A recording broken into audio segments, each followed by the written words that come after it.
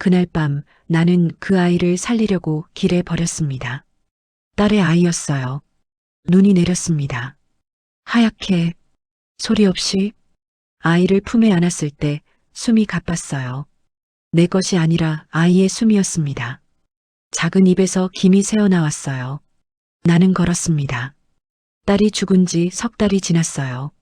아이만 남았습니다. 불이 켜진 집 앞에 멈춰 섰어요. 문 바로 앞은 아니었습니다. 담 너머 창문에 그림자가 움직였어요. 사람이 있었습니다. 아이를 내려놓았어요. 눈 위에. 아이는 울지 않았습니다. 눈을 감고 있었어요. 숨만 쉬고 있었습니다.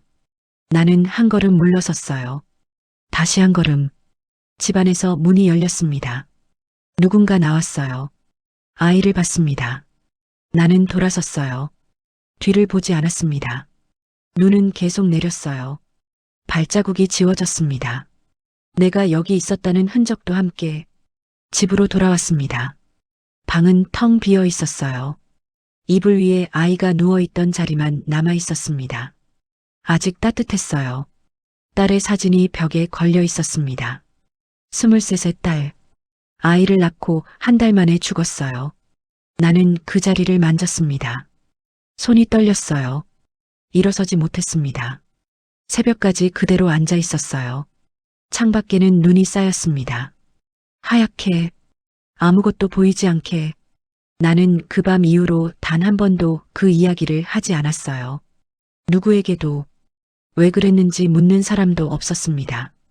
물어볼 사람이 없었으니까요. 아이는 그렇게 사라졌어요. 내 삶에서. 하지만 그날 밤은 사라지지 않았습니다. 눈이 내릴 때마다 돌아왔어요. 아이를 내려놓았던 그 순간이, 돌아서던 내 뒷모습이. 나는 좋은 사람이 아니었습니다. 그건 알고 있었어요. 하지만 나쁜 사람인지는 몰랐습니다. 지금도 모르겠어요. 새벽이 왔습니다. 창문 너머로 희미하게 밝아오는 빛이 보였어요. 눈은 그쳤습니다. 나는 일어났습니다. 손을 씻었어요. 물이 차가웠습니다. 손끝이 시렸어요. 부엌으로 갔습니다. 밥을 지었어요. 평소처럼, 아무 일도 없었던 것처럼.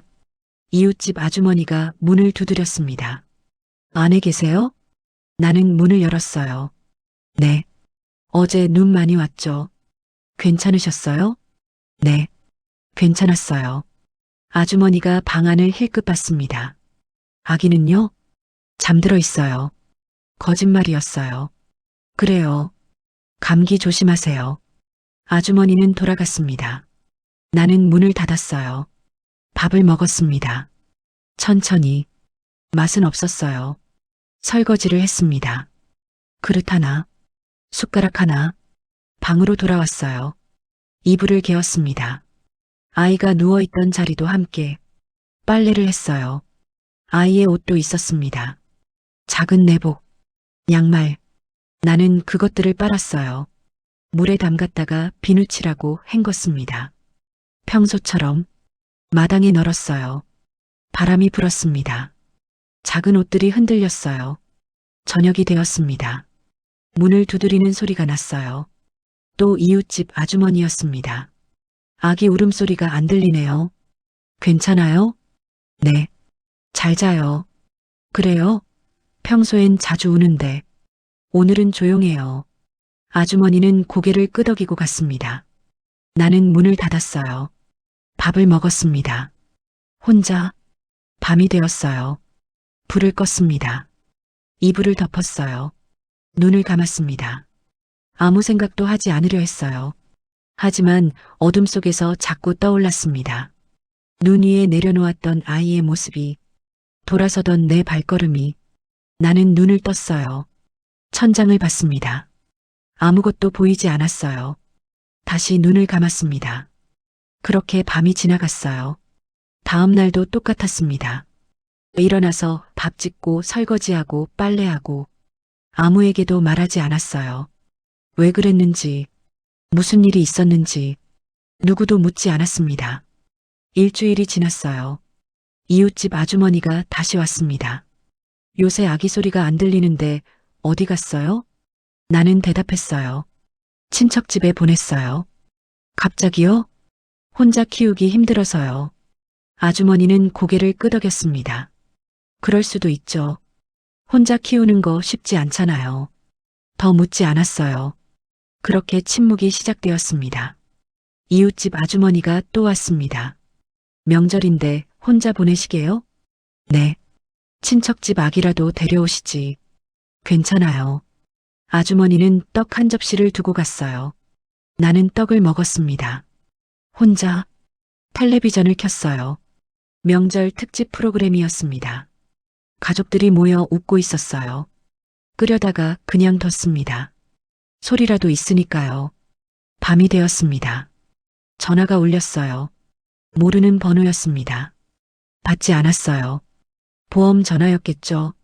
장을 보러 나갔습니다. 채소 가게 앞에서 멈춰 섰어요. 아주머니 2명이 서 있었습니다. 한 명이 아기를 안고 있었어요. 무거워 죽겠네. 내가 안아볼까? 괜찮아. 금방 재울게. 아기가 울었습니다. 나는 그 자리를 지나쳤어요. 뒤돌아보지 않았습니다. 감기에 걸렸습니다. 기침이 났어요.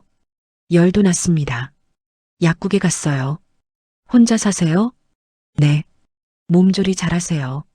누가 챙겨줄 사람이 없으면 큰일 나요. 약을 사서 돌아왔습니다. 이틀 동안 누워 있었어요. 아무도 찾아오지 않았습니다. 괜찮았어요. 익숙했으니까요. 눈이 왔습니다. 처음엔 창문을 닫았어요. 보고 싶지 않았습니다. 하지만 다음 날 아침 창문을 열었습니다. 눈이 쌓여 있었어요. 계속 내렸습니다. 해마다 이제는 봤어요. 피하지 않고 봄이 오면 텃밭에 씨를 뿌렸습니다. 여름이 오면 물을 줬어요. 가을이 오면 수확했습니다. 겨울이 오면 눈을 봤어요. 그렇게 흘렀습니다. 동네 사람들이 바뀌었어요. 아는 얼굴들이 하나씩 사라졌습니다. 장례식장에 갔어요. 조문하고 돌아왔습니다. 혼자 새로 이사 온 사람들은 나를 몰랐어요. 혼자 사세요? 네. 자식은요? 없어요. 거짓말이 아니었습니다. 딸은 죽었으니까요. 머리가 휘어졌습니다. 허리가 굽었어요. 손이 떨렸습니다. 거울을 봤어요. 늙은 여자가 있었습니다. 나였습니다. 어느 날 동네 회관에서 노인 잔치가 열렸어요. 나도 갔습니다. 사람들이 모여 있었어요. 밥을 먹고 노래를 불렀습니다. 옆자리 할머니가 말했어요. 손주 사진 보여줄까요? 핸드폰을 꺼냈습니다. 아이 사진이 가득했어요. 예쁘죠? 네. 손주 있으세요? 아니요. 할머니는 사진을 계속 보여줬습니다. 나는 봤어요. 웃으며 집에 돌아와 문을 닫았습니다. 혼자였어요. 여전히 외로움은 익숙해졌고 그렇게 세월이 무심히 흘렀습니다. 우체국에 갔어요. 연금을 받으러. 줄이 길었어요. 앞에 할머니 2명이 서 있었습니다. 요새 애들은 연락도 안 해. 우리 큰아들은 그래도 일주일에 한 번은 전화해. 부러워라. 나는 듣지 않으려 했어요. 창구 직원이 나를 불렀습니다. 신분증 보여주세요. 주민등록증을 내밀었어요. 직원이 화면을 보다가 말했습니다. 혹시 박정임 씨 맞으시죠? 네. 여기 조회 내역이 있네요. 가족관계 확인 요청이요. 가족관계요? 네. 누가 조회했어요? 아시는 분 있으세요? 없었어요. 모르겠어요. 그럼 혹시 연락 오면 받으세요. 돈을 받아 나왔습니다. 손이 떨렸어요. 버스를 탔습니다. 자리에 앉았어요. 창밖을 봤습니다. 가족관계. 누가 나를 찾았을까? 왜? 버스에서 내렸습니다. 걷다가 멈춰 섰어요. 약국 앞이었습니다.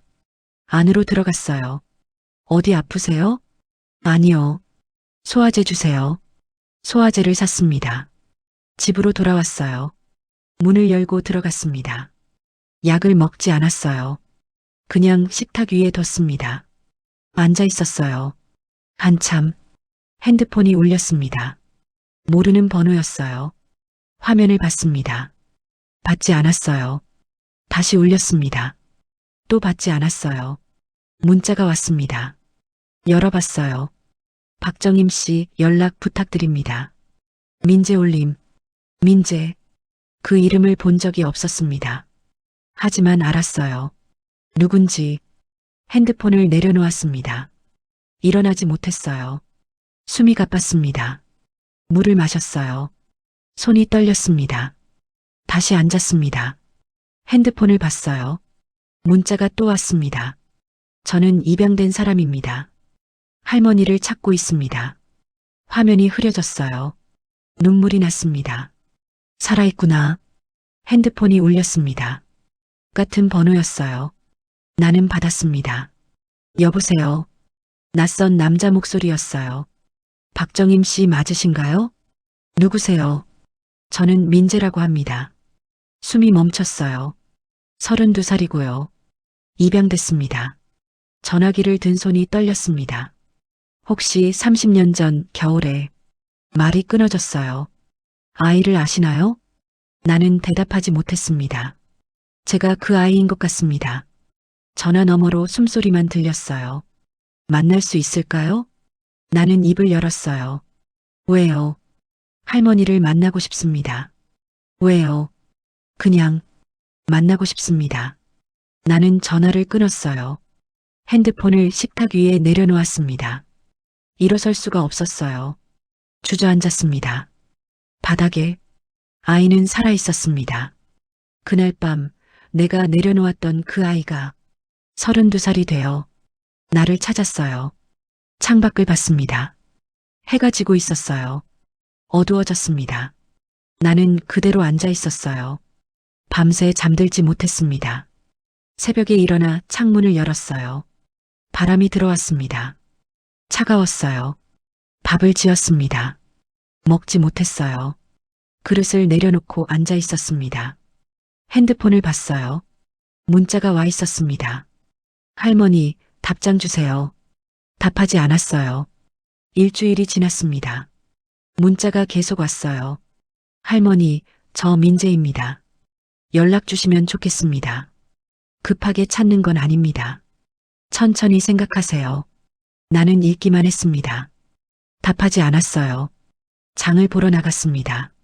시장 입구에서 멈춰 섰어요. 저 앞에 누군가 서 있었습니다. 젊은 남자였어요. 나를 보고 있었습니다. 나는 돌아서려 했어요. 박정임 씨, 목소리가 들렸습니다. 멈춰 섰어요. 남자가 다가왔습니다. 천천히, 저 민재예요. 알고 있었어요. 전화드렸던 사람입니다. 나는 그를 봤어요. 키가 컸습니다. 얼굴은 야윈 편이었어요. 딸을 닮지 않았습니다. 갑자기 찾아와서 죄송합니다. 나는 대답하지 않았어요. 잠깐만 이야기 나눌 수 있을까요? 사람들이 지나갔습니다. 우리를 봤어요. 나는 고개를 끄덕였습니다. 근처 카페로 갔어요. 민재가 문을 열어줬습니다. 자리에 앉았어요. 마주보고 민재가 커피를 주문했습니다. 뭐 드시겠어요? 물이요. 따뜻한 차 드릴까요? 물이요. 물이 나왔어요. 한동안 아무 말도 없었습니다. 민재가 먼저 입을 열었어요. 저는 입양됐습니다. 어렸을 때 나는 들었습니다. 좋은 부모님을 만났어요. 잘 자랐습니다. 다행이었어요. 몇 년 전에 입양 사실을 알았습니다. 민재는 잠시 멈췄습니다. 생물학적 가족을 찾고 싶었어요. 나는 물을 마셨어요. 손이 떨렸습니다. 기록을 찾았습니다. 할머니 이름이 있더라고요. 물잔을 내려놓았어요. 왜 저를 찾으셨어요? 민재가 나를 봤습니다. 궁금했어요. 뭐가요? 왜 저를? 말이 끊어졌습니다. 왜 저를 버리셨는지 나는 대답하지 않았어요. 민재의 눈에 눈물이 고였습니다. 알고 싶습니다. 그냥 알면 뭐가 달라지나요? 모르겠어요. 그래도 알고 싶어요. 나는 일어섰습니다. 죄송합니다. 밖으로 나왔어요. 민재가 따라 나왔습니다. 할머니, 나는 걸었어요. 할머니, 제발이요. 멈춰 섰습니다. 돌아보지 않았어요. 다시 올게요. 기다릴게요. 나는 다시 걸었습니다. 집으로 돌아왔어요. 문을 닫고 주저앉았습니다. 다시 선택해야 했어요. 만날 것인가? 아니면 또 돌아올 것인가? 밤이 되었습니다. 잠들지 못했어요. 민재의 얼굴이 떠올랐습니다. 눈물 고인 눈이. 나는 이불을 덮었어요. 눈을 감았습니다. 하지만 보였어요. 그날 밤 내려놓았던 아이가 32살이 되어 내 앞에 앉아있던 모습이. 사흘 후 민재가 다시 왔습니다. 문을 두드리는 소리에 나는 일어났어요. 문을 열었습니다. 민재가 서 있었어요. 손에 봉투를 들고. 과일 좀 샀어요. 나는 비켜섰습니다. 민재가 들어왔어요. 봉투를 식탁 위에 놓았습니다. 사과였어요. 앉으세요. 민재가 앉았습니다. 나도 앉았어요. 한참 침묵이 흘렀습니다. 민재가 방을 둘러봤어요. 여기서 오래 사셨어요? 오래요. 혼자요? 네. 민재는 고개를 끄덕였습니다. 차를 끓였어요. 민재에게 건넸습니다. 고맙습니다. 민재가 차를 마셨습니다. 나도 마셨어요. 저 결혼했습니다. 나는 민재를 봤어요. 아이도 있어요. 딸이에요. 그래요. 5살입니다. 민재가 핸드폰을 꺼냈어요. 사진을 보여줬습니다. 아이가 웃고 있었어요. 예쁘죠? 예뻐요. 민재는 사진을 내렸습니다. 그 아이 때문에 할머니를 찾았어요. 왜요? 아이가 물어봐요. 할머니가 어디 계시냐고. 민재의 목소리가 낮아졌습니다. 저는 대답할 수가 없었어요. 차가 식었습니다. 민재가 가방에서 봉투를 하나 더 꺼냈어요. 이거 드려요. 돈이었습니다. 받으세요. 왜요? 그냥요. 쓰세요. 나는 고개를 저었습니다. 필요 없어요. 할머니, 가져가세요. 민재는 봉투를 도로 가방에 넣었어요. 할머니, 한 가지만 물어봐도 될까요? 나는 대답하지 않았습니다. 제 엄마는 어떤 사람이었어요? 손이 멈췄어요. 딸이었어요. 제 딸, 어떤 사람이었어요? 조용했어요. 말이 없었죠. 민재가 기다렸습니다. 23세 당신을 낳았어요. 아버지는요? 몰라요. 할머니도요? 딸도 말하지 않았어요. 민재는 아무 말도 하지 않았습니다. 딸은 당신을 낳고 한 달 만에 죽었어요. 어떻게요? 병이었어요. 몸이 약했죠. 민재의 눈에 눈물이 고였습니다. 그래서 저를. 나는 고개를 숙였어요. 미안해요. 왜 미안하세요? 그냥. 민재는 더 묻지 않았습니다. 일어섰어요. 다시 와도 될까요? 나는 대답하지 않았습니다. 올게요. 문을 나갔어요. 나는 그대로 앉아 있었습니다. 식탁 위에 사과가 놓여 있었어요. 하나를 집어들었습니다. 깎지 않았어요. 그냥 봤습니다. 한참. 민재는 매주 왔습니다. 처음엔 혼자 왔어요. 그 다음엔 아내와 함께 왔습니다. 인사드려요. 저 민재 아내예요. 젊은 여자였어요. 조심스러운 얼굴이었습니다. 들어오세요. 차를 내왔어요. 민재의 아내가 말했습니다. 다음엔 유나도 데려와도 될까요? 유나요? 저희 딸이에요. 나는 고개를 끄덕였습니다. 다음 주 민재가 아이를 데리고 왔어요. 작은 아이였습니다. 할머니, 인사드려. 아이가 고개를 숙였어요. 안녕하세요. 목소리가 작았습니다. 안녕. 아이는 민재 뒤로 숨었어요. 민재가 아이를 안아 올렸습니다. 유나야, 할머니한테 가볼래? 아이가 고개를 저었어요. 괜찮아요. 천천히. 민재의 아내가 음식을 가져왔습니다. 같이 먹어요. 거절할 수 없었어요. 식탁에 음식이 차려졌습니다. 김치찌개, 나물, 생선구이. 넷이 둘러앉았어요. 민재가 아이에게 밥을 떠줬습니다. 천천히 먹어. 네. 아내가 나에게도 밥을 권했어요. 많이 드세요. 고마워요. 밥을 먹었습니다. 오랜만에 여럿이서 아이가 나를 쳐다봤어요. 시선이 마주쳤습니다. 아이가 웃었어요. 수줍게 식사가 끝났습니다. 민재의 아내가 설거지를 했어요. 제가 할게요. 아니에요. 앉아 계세요. 민재가 아이를 마당에 데리고 나갔습니다. 나는 창가에 앉아 그들을 봤어요. 민재가 아이를 안아 올렸습니다. 아이가 웃었어요. 손을 흔들었습니다. 내게. 나는 손을 흔들어줬어요. 한참 후 그들이 돌아왔습니다. 이제 가봐야 할 것 같아요. 민재가 말했어요. 그래요. 아이가 인사했습니다. 안녕히 계세요, 할머니. 그래, 잘 가. 현관 앞에서 민재가 멈춰 섰어요. 돌아보며 말했습니다. 할머니, 나는 그를 봤어요. 저 정말 알고 싶어요. 목소리가 떨렸습니다. 왜 그날 밤 저를 버리셨는지 나는 대답하지 않았어요. 할머니가 나쁜 사람이라고 생각 안 해요. 분명 이유가 있었을 거예요. 민재가 한 걸음 다가왔습니다. 한 번만이라도 말씀해 주세요. 나는 입을 열었어요. 말할 수 없어요. 왜요? 그냥 이유가 있잖아요. 그걸 알고 싶어요. 나는 고개를 저었습니다. 알면 안 돼요. 왜 안 되는데요? 당신이 이해할까봐. 민재가 멈췄어요. 이해하면 안 되나요? 안 돼요. 왜요? 나는 이해받을 사람이 아니에요. 나는 돌아섰습니다. 안으로 들어가려 했어요. 할머니, 민재의 목소리가 깨졌습니다. 저는 평생 궁금했어요. 제가 뭘 잘못했나? 왜 버려졌나? 나는 멈춰 섰어요. 당신 잘못 없어요. 그럼 누구 잘못이에요? 나요. 어떤 잘못이에요? 나는 대답하지 않았습니다. 민재가 울었어요. 제발 말씀해 주세요. 저 이제 어른이에요. 이해할 수 있어요. 그게 싫어요. 왜요? 당신이 날 용서할까봐.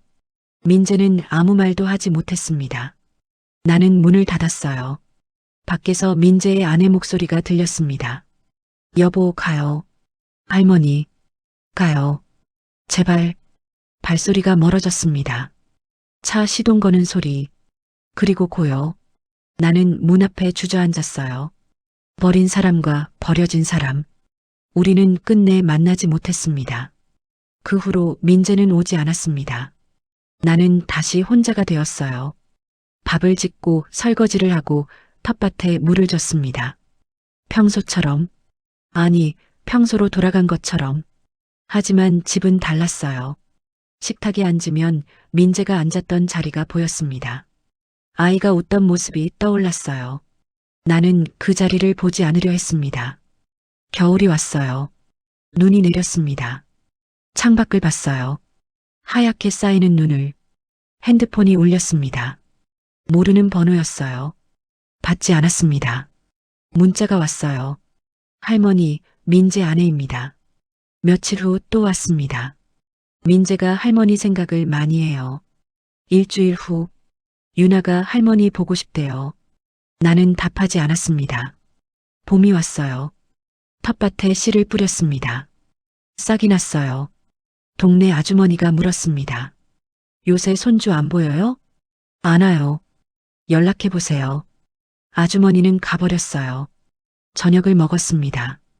그릇 하나, 숟가락 하나, 이불을 덮고 누웠어요. 어둠 속에서 눈을 떴습니다. 그날 밤이 떠올랐어요. 30년이 지나도, 아직도, 그날 아이는 새벽부터 기침을 했습니다. 나는 물을 끓였어요. 수건을 적셔 이마에 얹었습니다. 열이 내리지 않았어요. 아이는 울었습니다. 숨쉬기 힘들어했어요. 나는 안고 달랬습니다. 등을 토닥이고 노래를 불렀어요. 아이는 잠들지 못했어요. 나도 잠들지 못했습니다. 저녁이 되었어요. 아이의 숨소리가 이상했습니다. 가르릉거렸어요. 나는 아이를 안고 밖으로 나갔습니다. 보건소는 문이 닫혀 있었어요. 약국으로 갔습니다. 아이가 숨을 잘 못 쉬어요. 약사가 아이를 봤어요. 병원 가봐야겠는데요. 응급실 가세요. 버스 정류장에 섰습니다. 주머니를 뒤졌어요. 1,500원이 있었습니다. 집에 돌아가 장롱을 뒤졌어요. 2,000원이 더 나왔습니다. 3,500원. 이웃집 문을 두드렸어요.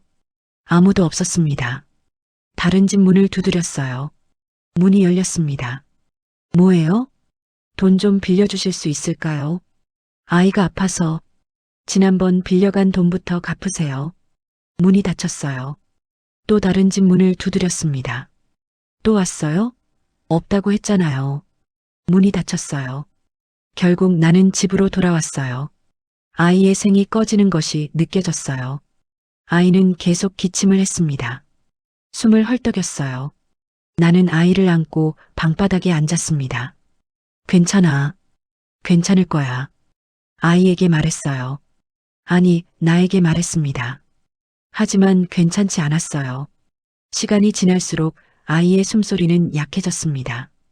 딸의 사진이 벽에 걸려 있었어요. 23세 딸. 아이를 낳고 한 달 만에 죽었습니다. 남편이 죽고 딸을 혼자 키웠어요. 식당에서 일했습니다. 딸이 몸이 약한 채로 아이를 낳았어요. 회복하지 못했습니다. 입원시켰어요. 새벽부터 밤까지 일했습니다. 딸은 죽었어요. 장례를 치렀습니다. 병원비로 모든 돈이 나갔어요. 빚이 남았습니다. 아이만 남았어요. 나는 아이를 업고 일했습니다. 그러다 아이가 아팠어요. 그렇게 나는 결정했습니다. 다시 밖으로 나갔어요. 눈이 내렸습니다. 불이 켜진 집을 찾아 걸었어요. 큰 집, 따뜻해 보이는 집, 담 너머로 안이 보였습니다. 아이를 내려놓았어요. 눈 위에 한참 쳐다봤습니다. 미안해. 속삭였어요. 배를 누르고 돌아섰습니다. 한 걸음, 두 걸음, 뒤를 봤어요. 아이가 보였습니다. 작게 집안에서 문 여는 소리가 들렸습니다. 나는 걸었어요. 뒤돌아보지 않고 무슨 정신으로 집까지 왔을까요? 방바닥에 주저앉았어요. 다음 날 사람들이 말했습니다. 아기가 살았대요. 살았다는 것. 그것만으로 충분하다고 생각했어요. 그날 이후로 30년을. 하지만 민재를 만나고 나서 알았습니다. 충분하지 않았어요. 더 갔어야 했습니다. 마을 끝까지. 그 다음 마을까지. 아무리 거절당해도, 아무리 멸시받고 문전박대를 당해도 끝까지 했어야 했어요. 무릎 꿇고 빌어서라도 할머니라면 그렇게 했어야지요. 가난해도, 혼자여도 극복하고 견뎠어야지요. 근데 저는 포기했어요. 너무 빨리. 가난 때문이라고 했습니다. 딸을 잃은 슬픔 때문이라고 했어요. 하지만 진짜 이유는 달랐습니다. 그냥 지쳤어요. 더 이상 견딜 수 없었습니다. 그래서 버렸어요. 살리려고 버렸다고 믿고 싶었습니다. 하지만 아니에요. 나는 그냥 포기한 거예요. 이 선택을 민재에게 말할 수 없었어요. 말하면 민재는 이해하려 할 거예요. 어쩔 수 없었다고. 할머니는 최선을 다했다고. 그게 싫었습니다. 나는 최선을 다하지 않았으니까요. 끝까지 가지 않았으니까요. 그래서 용서받을 수 없었습니다. 용서받고 싶지도 않았어요. 눈을 감았습니다. 다시 그날 밤을 지나갔어요. 아이를 내려놓고 돌아서고 혼자 돌아오던 길을. 그 길은 끝나지 않았습니다. 지금도 걷고 있었어요.